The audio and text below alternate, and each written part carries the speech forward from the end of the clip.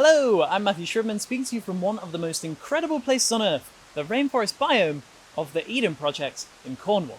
I'm an environmentalist, a scientist, and the head teacher at AimHi Earth. Joining me today is fellow AimHi Earthling, Sarah Mercer. Hello, I am Sarah, and I'm a climate communicator with AimHi.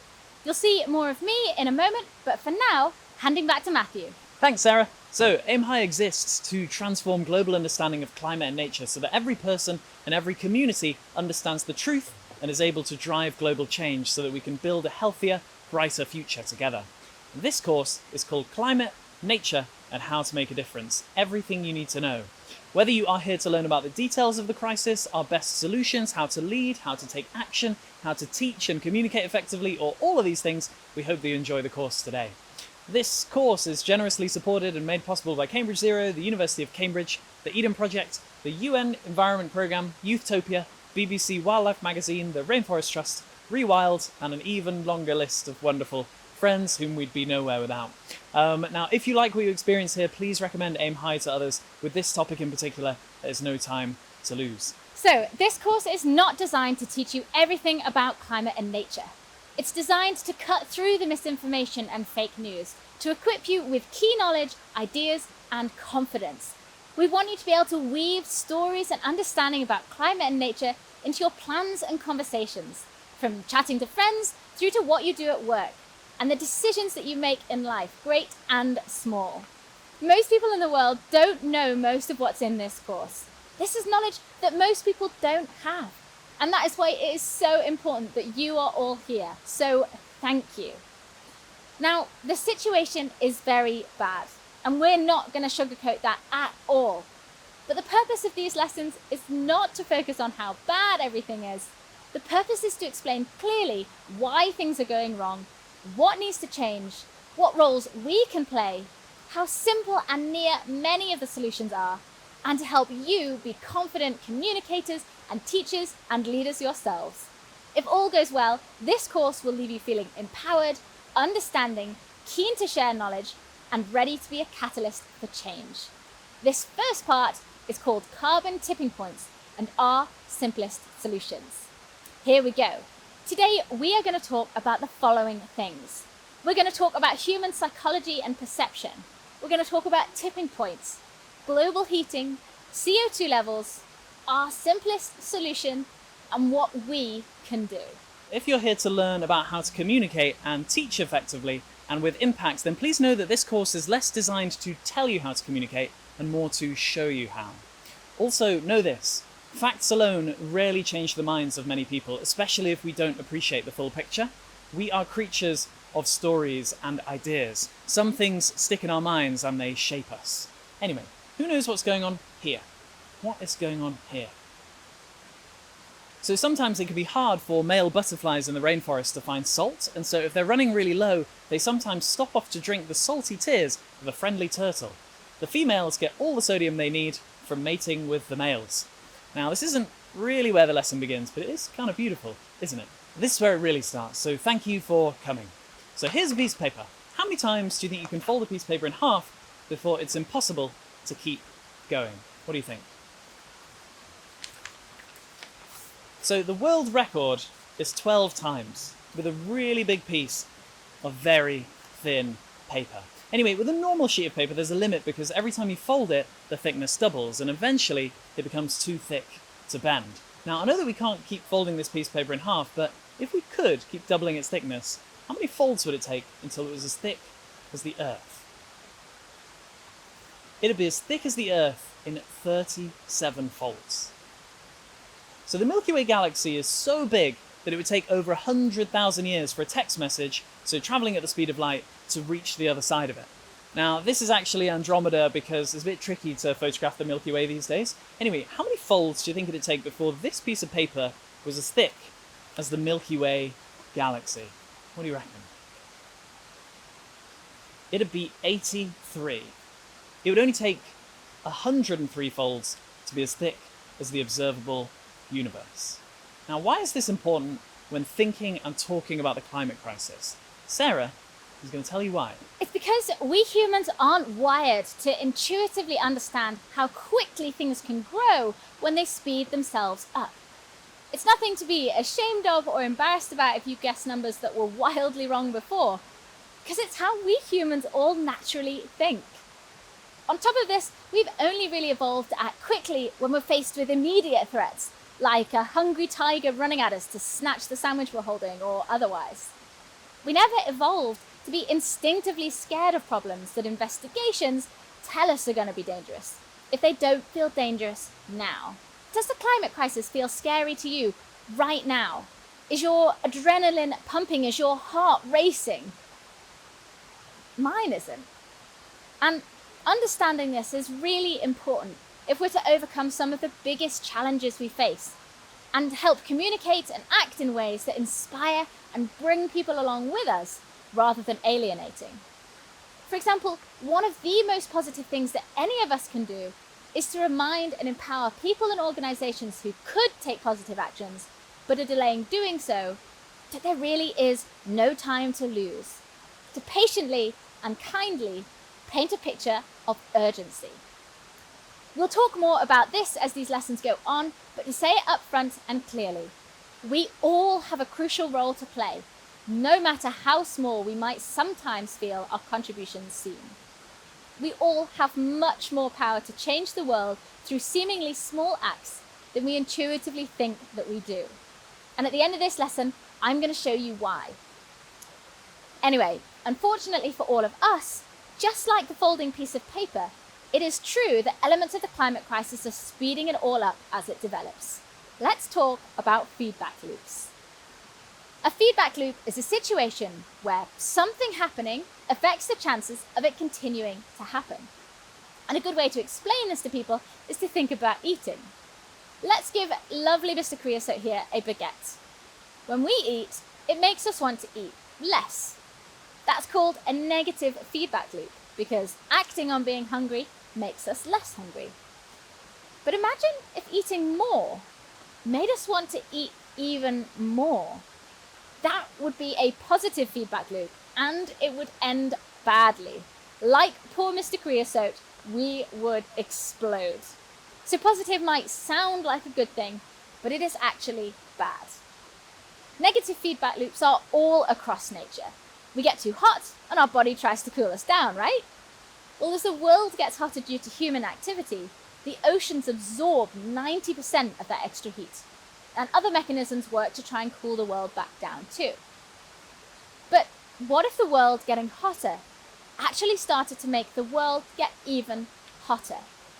Imagine if that heating accelerated the heating even more. Well, that is exactly what is starting to happen, and it is happening right now. Who knows why burning forests across Australia, the USA, Brazil, and Russia, and so on, are such a problem.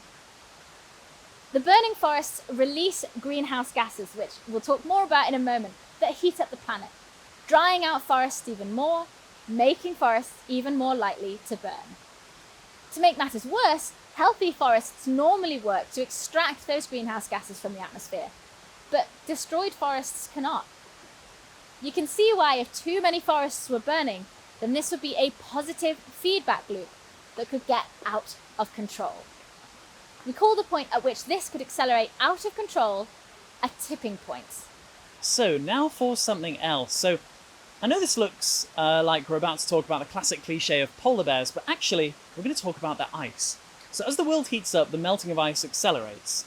So Greenland's ice is now melting faster than at any point in at least 10,000 years. In July 2019 alone, an amount of water melted off it that was sufficient to cover an area the size of the UK to a depth of 2.5 meters. That's about 8 feet. This is in one single month. Who knows why melting ice is a positive feedback loop that's heading towards a tipping point? So a useful way to explain this to people is to ask them to imagine if they had these two t-shirts.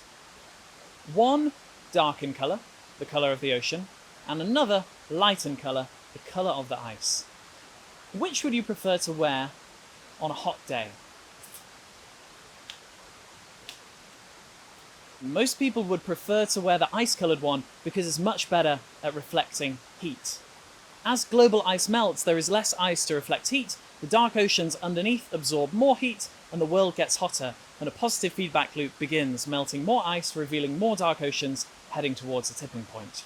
There are many more positive feedback loops with tipping points, and we'll mention a few as this course progresses, but for now I just want to tell you about what we're worried all these tipping points could combine to cause. So I want you to imagine that the world is a boulder. So the further right it goes, the hotter it gets. And the further left it goes, the colder it gets. Now notice how in this picture the Earth wants to get colder. It wants to roll back down the hill, and if we left it alone, it naturally would get colder by itself. However, our human activities like emitting greenhouse gases are pushing the Earth system hotter and hotter. If we keep going, then it will eventually get to a point where our planet will start heating in a way that will run away with itself. We call this uncontrollable accelerating heating situation hothouse Earth. As I said before, it isn't the case that there are only things going on that are heating the Earth up. Many natural negative feedback loops on Earth are working to keep us in balance, trying to cool the world down, which is why there might still be time to turn things around.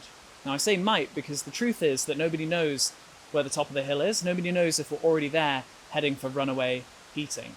The boulder might already be at the top of the hill and ready to roll down the other side.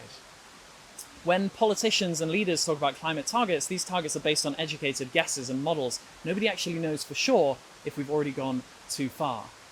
Now this sounds scary, and it is, but since we don't know where we are, we have a duty to do all that we can. We must imagine that we are the boulder teetering on the edge. Everything we do now, and I mean everything, will make a positive difference for the future. Now, we're going to talk about why carbon dioxide causes the world to heat up. And some of you will already know this, so this bit will be concise and quick. Firstly, what do people mean when they say the word carbon? Pure carbon is a solid that's normally called graphite, like the inside of a pencil, or a diamond if the graphite has been compressed at high temperatures. And yes, the inside of every pencil is basically almost a diamond. And on a side note, there is some crazy stuff that goes on in Jupiter and Saturn, where graphite dust and methane floating in the atmosphere turns into diamond rain. In fact, I think diamond rain is the most common kind of rain in the solar system. But anyway, when combined with other chemical elements, carbon is one of the most important building blocks of every living thing on Earth, like this frog. In other words, carbon is all over the place. However, for some reason, the media has started calling one specific form of it carbon, and that's carbon dioxide. Carbon dioxide is formed when things made of carbon burn or rot or get eaten, like this frog. And it's carbon dioxide that we're worried about. Why? Because it does something strange when it's in the atmosphere. Again, bear with me if you already know this bit, we'll be cracking on soon, but unfortunately our dysfunctional and prescriptive education system, albeit rarely the fault of teachers themselves, fails a lot of people, and that's why we've chosen to keep this in the course. Think of it as revision or practice in communication if you already know it. So the light shining on the Earth from the sun heats us up. We can easily feel this with our skin on a warm day. As the Earth gets hotter, heat shines off the Earth. We can feel that with our skin too. If we hold our hand above a hot piece of concrete, we can feel the heat radiating off it back into space. The carbon dioxide that's collected in the atmosphere absorbs the heat that's trying to leave. And when it releases it, it does so in a random direction. This means that some of it goes into outer space, but a lot of it shines back down to Earth, making it even hotter. It's kind of like a one-way mirror where heat can get in but not out, though that's not exactly the right way to think about it. But it might help as a starting point if this all seems unclear. Anyway, I've shown you this picture of a baby as if it's a one-way mirror the baby can't see through, but actually, this is just what babies do. So we call this heat trapping effect the greenhouse effect. We call carbon dioxide a greenhouse gas. And this is actually a bit weird because greenhouses work a little bit differently too. At this stage, you might be wondering why this effect only happens when heat tries to leave and not when it tries to arrive. And that's because the heat leaving is slightly different to the heat arriving. We can talk more about that in the Q&A if you're interested to know more. So the greenhouse effect results in global warming, now increasingly being called global heating, as that's a much more suitable name considering how quickly it's happening. So there are many more greenhouse gases than just carbon dioxide. Which one do you think is the strongest? There are a lot of them. One called carbon tetrafluoride, and don't worry about remembering the long name, is especially bad. But thankfully, there's not too much of it about. Methane is a big one. Methane is about 90 times stronger than CO2 when measured over 20 years. But it's only 30 times stronger when measured over 100 years. This is because it gets naturally removed from our atmosphere faster than CO2. Different businesses and organisations and countries will often use this difference to try and shift the blame onto one another. They'll measure over 20 or 100 years, depending on which is more convenient for them, whether they're emitting more CO2 or more methane. So yes, methane is one of the biggest culprits of global heating, but there's still a lot more carbon dioxide around than methane, and CO2 lasts a lot longer in the atmosphere.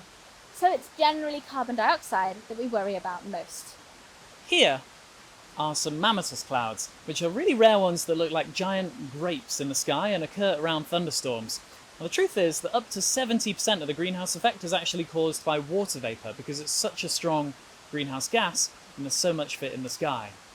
Water vapour is another potential tipping point because more heat means more evaporation of the oceans, which means more water vapour, which means more heating.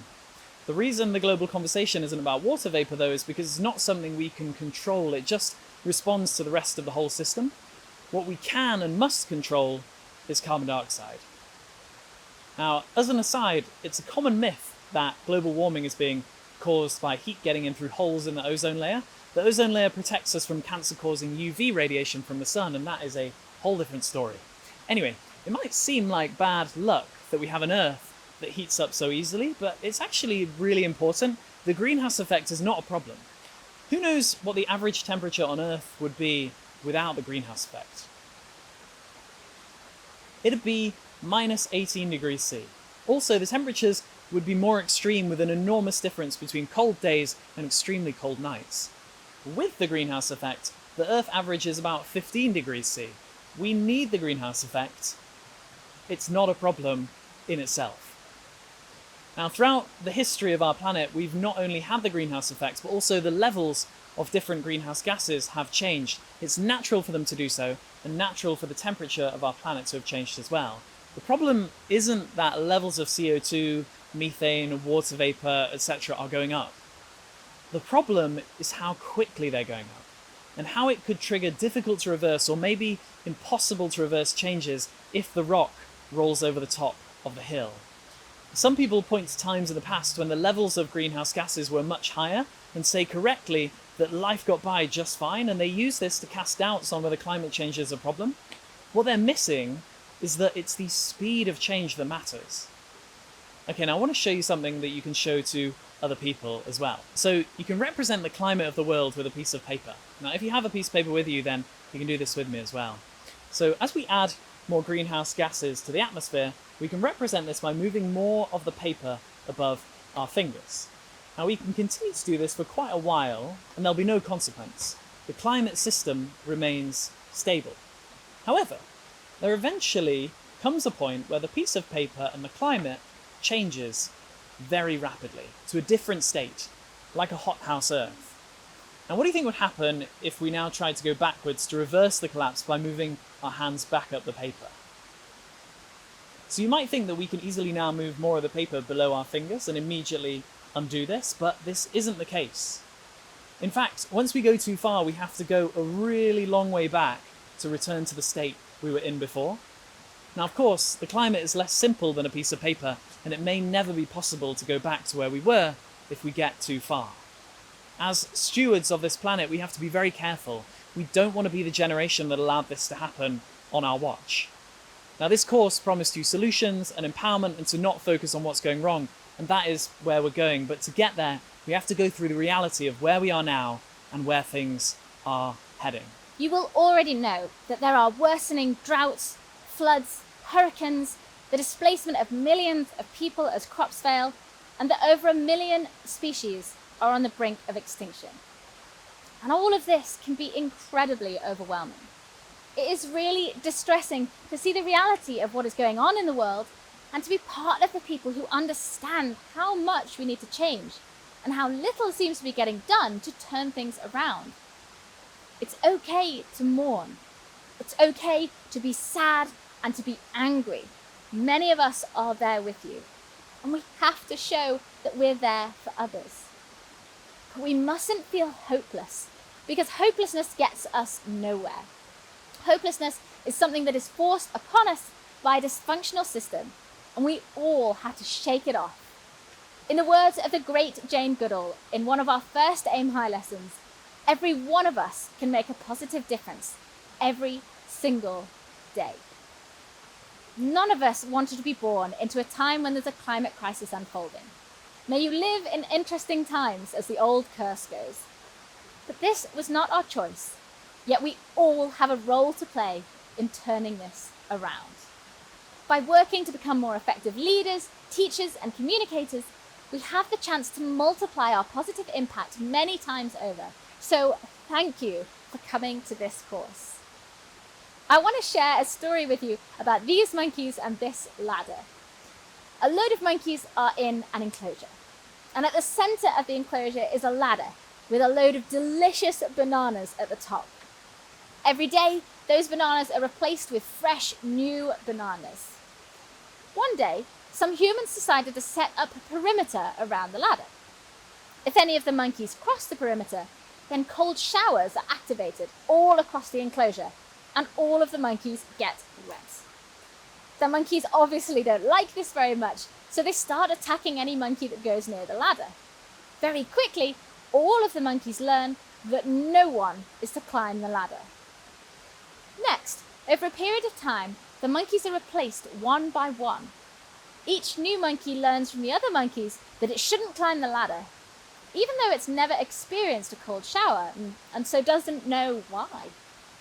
Eventually, all monkeys have been replaced by new monkeys, none of whom have ever experienced a cold shower, but they all learn to attack other monkeys that go near the ladder. The humans then turn off the perimeter and the cold showers. What do you think happens next? For a long period of time, monkeys continue to attack one another for going near the ladder, even though it no longer makes sense to do so. Eventually, there will be pioneers, creative monkeys that experiment and find that the old rules are better broken. But it could take a long time.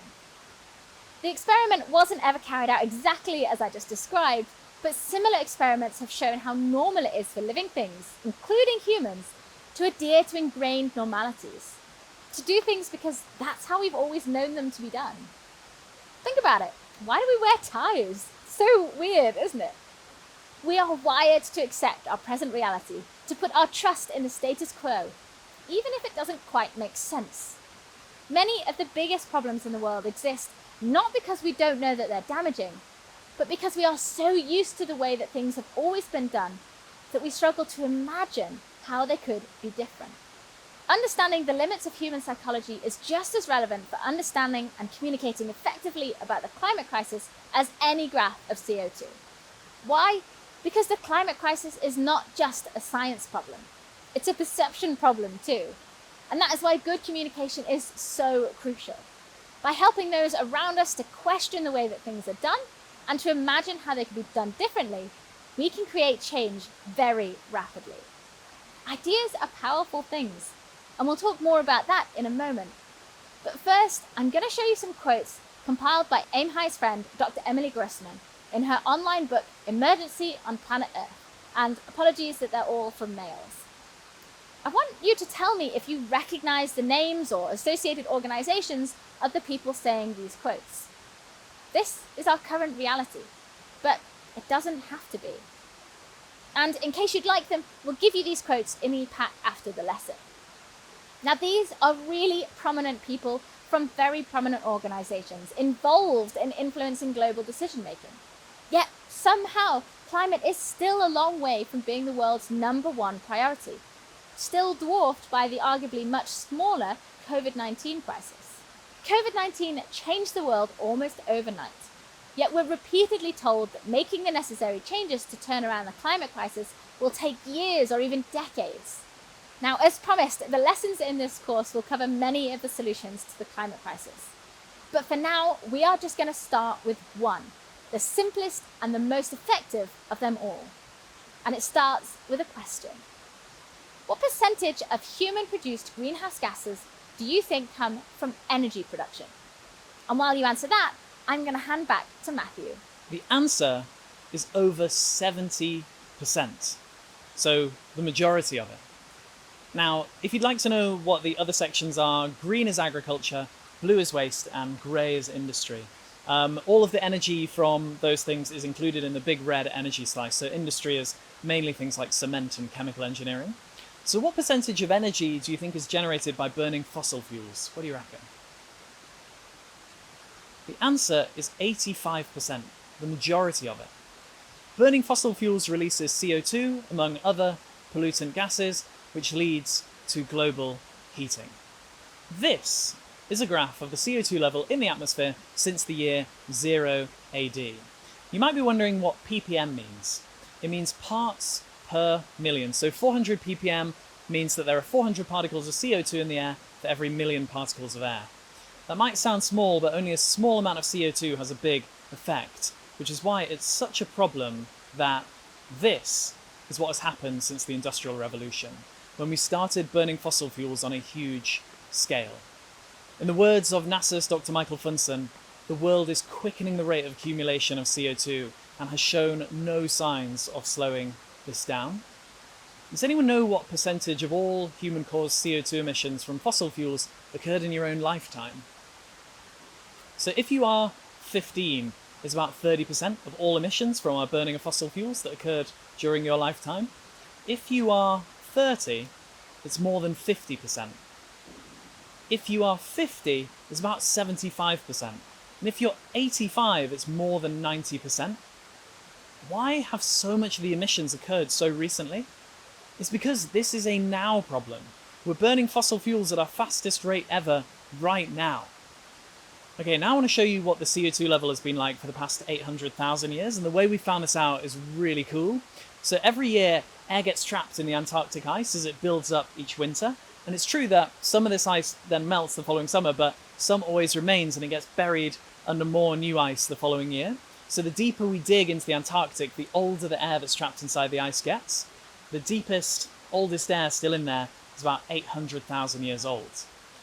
Who here would be up for breathing in some 800,000-year-old air? I'm genuinely interested to know. Anyway, we call these Antarctic ice air records ice core data. And this is what an ice core looks like. We can easily see that there's different kinds of air frozen into the different layers. These ice cores are so accurate that we can use them to figure out when the Romans started using slightly different mixtures of metals in their coins. Isn't it amazing that we found so many historical secrets in Antarctic ice? Anyway, as you can see, the CO2 level has certainly moved around over the past 800,000 years, but it's also not moved anywhere near so much, so high or so quickly as it has in just the last 200 years. It's happened so fast that you can hardly see it. You might sometimes come across arguments where people say that recent global heating has nothing to do with greenhouse gases, and is actually a consequence of natural solar cycles, and that the sun is just getting hotter. The internet often perpetuates things that aren't true, because people share stories that sound compelling. The sun has actually been getting less hot for the past few decades, and we'll send you the data showing that in the pack after the lesson. But who here thinks that the people who believe in these things are stupid? I think that they rarely are. And I don't think that treating them as stupid helps very much. These are people who like questioning conventional wisdom. Many of them could potentially have been great scientists with a disposition for questioning things. It's important that we don't forget how compelling many conspiracy theories are for people, and how difficult it can be to sort fact from fiction once our trust in scientific institutions erodes away. And we'll talk more about that in lesson 4. But for now, I just want to say that it can be exhausting trying to convince climate change skeptics to change their minds. But the best path is always with kindness and understanding, a lack of judgment, and above all, patience. Luckily, these people are rapidly becoming less influential in the world, and so most of the work we have to do isn't convincing a small number of deniers to change their minds, it's in convincing those who already know what's happening that we need to act with much more urgency. Our role, if we're going to be effective leaders, teachers, and communicators, is actually almost all about empowering and compelling people to take more positive actions faster. Now, we promised we wouldn't overwhelm you with charts, but I just want to show you one more graph of CO2 levels. We're now really zoomed in on the last 20 years.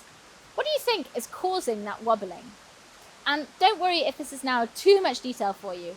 The main thing that we're going to talk about is the fact that it's still going up. And while we wait for answers, I'm just going to show you this image of a sea slug called Elysia chlorotica that can photosynthesize like a plant. So it can just sit in the sun and make its own food without doing anything. So yes, the wobble is because every year the summer growth of plants and sea slugs decreases the level of CO2, and the winter death of plants increases it. This is sort of a teaser to what we're going to talk about in lesson 2, that nature is one of our most important climate solutions, and that a healthy natural world means a lot of carbon dioxide being removed from our atmosphere. But anyway, notice how the level of CO2 is continuing to rise. CO2 didn't fall because of the pandemic.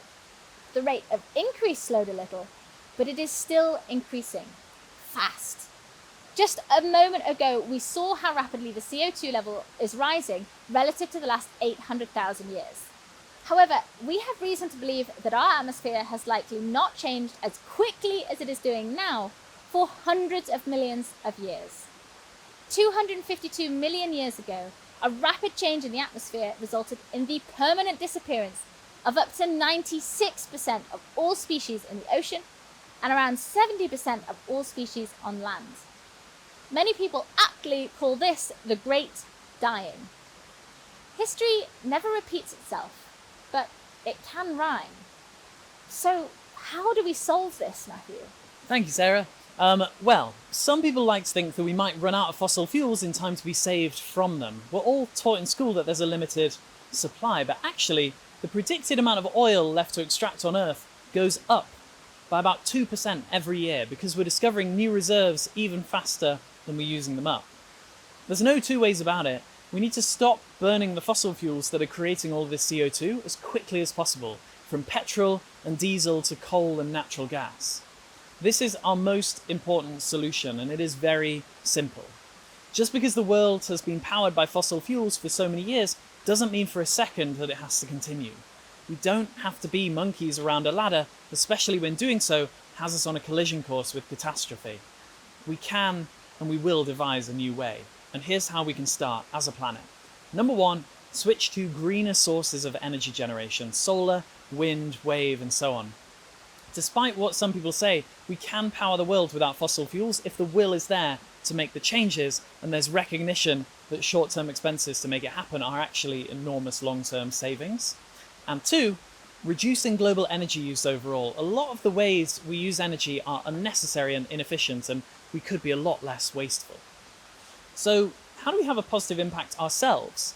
It's really easy to think that we need to be in power to make a difference, but that's not true. We can start right where we are. Here are some of the most positive things that we can do.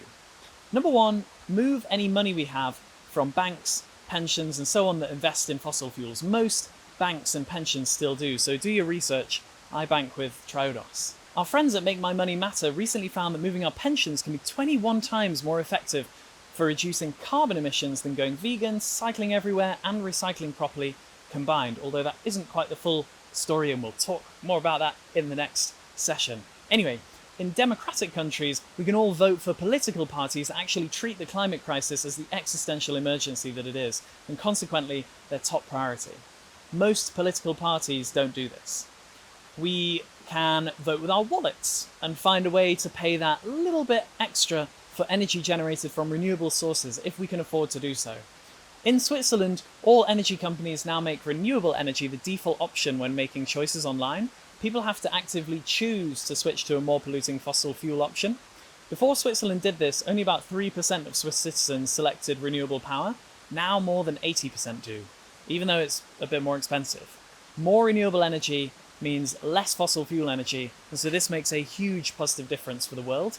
Let's spread Switzerland's idea. Let's make green the default option for every offering proposed everywhere.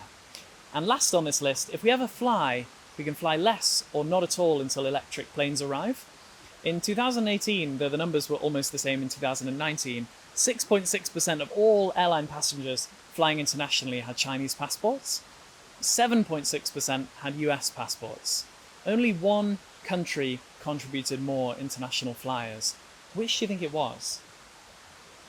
So the irony of flying is that as the greenhouse gases pouring out of jet engines cause the world to heat up, turbulence gets worse and flights get more dangerous. This is because of increasing tension between a hotter troposphere and the cool stratosphere above.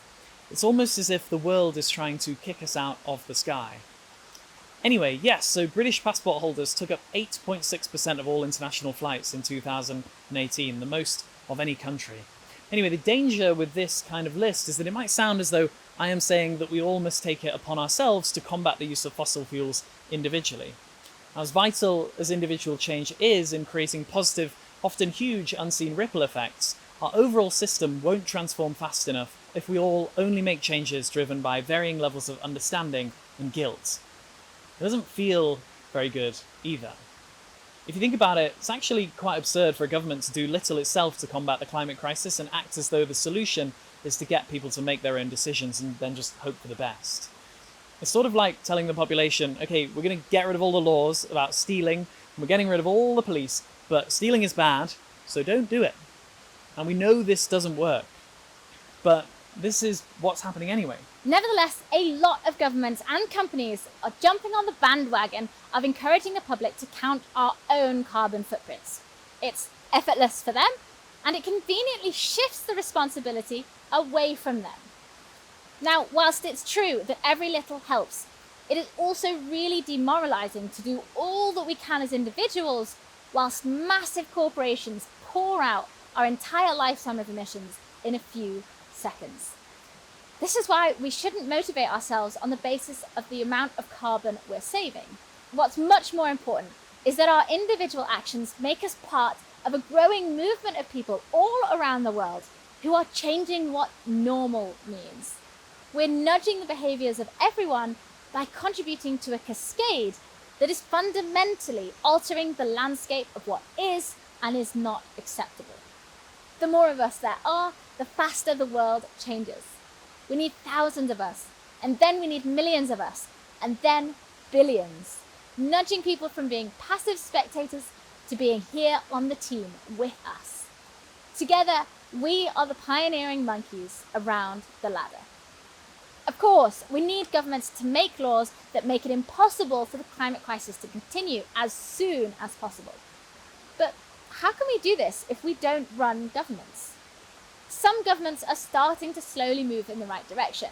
For example, China recently announced that they would emit net zero carbon from 2060.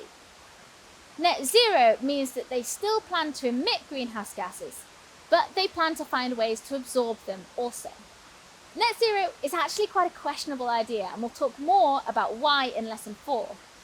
But for its faults, it also has some importance because it's one of the few positive things that governments are aligning on at the moment. Momentum is building behind the UNFCCC's Race to Zero campaign. At AimHi, for now, we think of net zero as something that is a long way from perfect, but is still worth our support, provided we're clear that we also need to do better. An increasing number of countries have a net zero by 2050 target, including the UK and New Zealand. However, best evidence suggests that a 2050 target could be too slow and could put us at significant and unnecessary risk. The boulder could already be at the top or beyond the top of the hill by then. Even halving emissions by 2030 could be too slow. Another way at looking at the recently announced half emissions by 2030 targets is that governments are openly telling us that at the end of this decade, we will all still be emitting more than 15 billion tons of CO2 every year. There are a few countries on target for a reasonably low level of emissions: Bhutan, the Gambia, Costa Rica, Finland, but most are miles behind. Meanwhile, the CO2 levels that we've been thinking might warm our planet by only 2 degrees Celsius by the end of the century are starting to look like they could cause up to 4 degrees Celsius of warming. We'll talk more about global temperatures in lesson 4 too. Now, a few degrees of warming might not sound like a lot, but nature says otherwise. Increases in CO2 so far mean that 50% of the Great Barrier Reef has bleached and so is on the verge of dying since 1995. People sometimes say that climate scientists are alarmist, but it's the exact opposite. Their estimates and models are almost always very conservative. So how do we catalyze even faster change? We teach one another, we spread knowledge, we use what we know to empower everyone around us. We are living through a crisis of imagination. There is so much potential for things to change. We focused on one key solution today, and the next lessons will show you many more, many with very easy steps we can all take to help them to be realized. We are living through a scary time, but also a very exciting time. Things are moving, and we need to be a part of that change. Even Sir David Attenborough, at the age of 94, joined Instagram last autumn to do his bit. People are changing their perceptions, and it's up to all of us to accelerate this rising tide together. It's easy to think that we can't make a difference as individuals, but our seemingly small actions and communication of knowledge and ideas can be very, very powerful. If one person thinks of an idea and shares it with just 3 people, and then stops sharing it, and then the next day, those 3 people share it to 3 people each, and then they stop sharing it, and so on. How long would it take for the whole world to know the idea? This is assuming that everyone always tells a new person. It'd be just 3 weeks. It's even faster if each person shares it more than 3 times.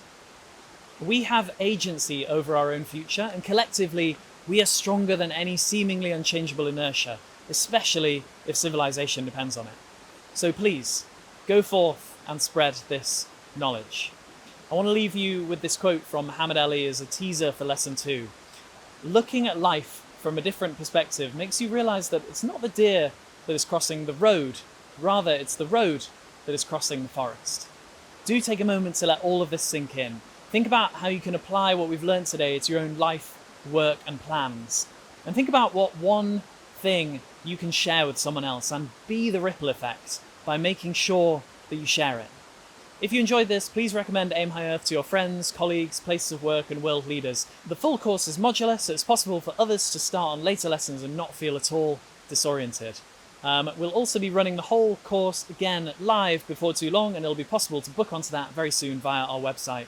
Word of mouth multiplies like folding paper, so please help us to change the course of history by getting as many people through our climate and nature course as you can. Please do follow our socials. All of them are AimHi Live, and sign up to the AimHi mailing list via our website if you haven't already. You can also donate to support us via our website if you'd like to. And if you make any social posts about this course, please do tag us and use our hashtag too, which is AimHi Earth.